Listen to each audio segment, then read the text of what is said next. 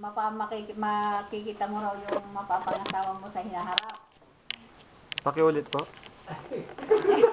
Hindi po, hindi nakuha. Kasi hindi nga nakuha. Pag magsasalamin ka raw sa 12 o'clock midnight, makikita mo raw yung mapapangasawa mo sa hinaharap. Opo. Yun ang isang kasabihan nila. Opo.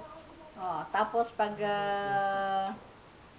yung pag ikinasal kayo, kunwari yung aakyat ka sa hagdan o bababa sa hagdan, yun o na raw na bababa yung paa sa hagdan, sa step parang yun daw ang unang yun daw ang unang mamamatay sa kanilang dalawang mag-asawa. Yun ang isa na narinig ko lang yun nasabi nila. Ano pa yun? Yun lang naman ang alam ko yata. Tapos yung ano nila sa kasal, yung naghahagis nga sila ng bigas. Swerte raw yun. Kaya ang hinahagis nila mga bigas pag sa kasal, pag may kinakasal, naghahagis sila ng bigas. Kasi yun daw swerte. O, ilan na yun? 3 na.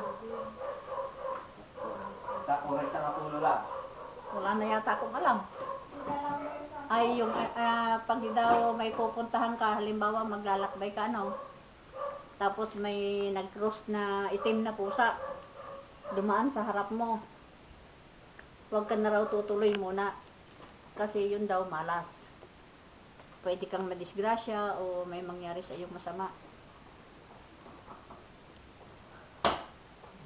Yun lang naman ang alam ko yata. Wala na yata akong alam Iba. 4 lang naman ang alam ko. Na mga ano ng Ilocano. Paniniwala po nila. Paniniwala.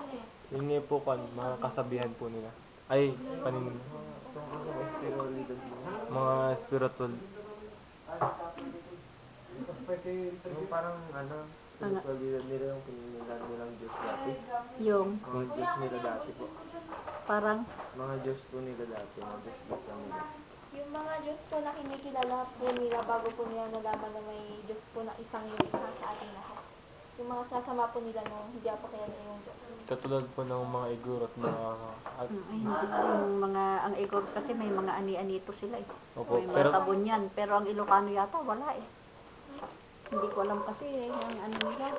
Pero ang alam ko sa kanila talagang ang pinapaniwalaan nila si Jesucristo, yun ang Diyos. Yun naman ang alam ko. Wala na yata silang ibang, hindi kagaya ng mga Muslim na may sinasamba silang yung mga Diyos nila, yung mga Buddha, gano'n. Sila wala naman yata Wala naman ako narinig tungkol sa Diyos nila. Ante, paano naman po yung mga kaugalian po ng mga Pilipino? Yung mga ugali po nila? Ilocano. Yung ugali ng Ilocano. Opo. Yun, kung umakyat sila ng ligaw, nang haharana sila. Puso pa naman yun sa kanila, lalo na sa lowlands. Opo. Pero dito sa Cordillera, walang ganon. Opo. Tapos meron yung mga pinagsisibak ng kahoy. Yun. Nag-iibib ng tubig. Pag umakyat ng ligaw. Yun lang naman ang alam ko. Naninilbihan sila sa bibiyanan nila. Nagsisibak, naghuhugas nag-iigib ng tubig. Yun naman ang alam ko. Wala na akong alam na naman, iba. Salamat po. Salamat po.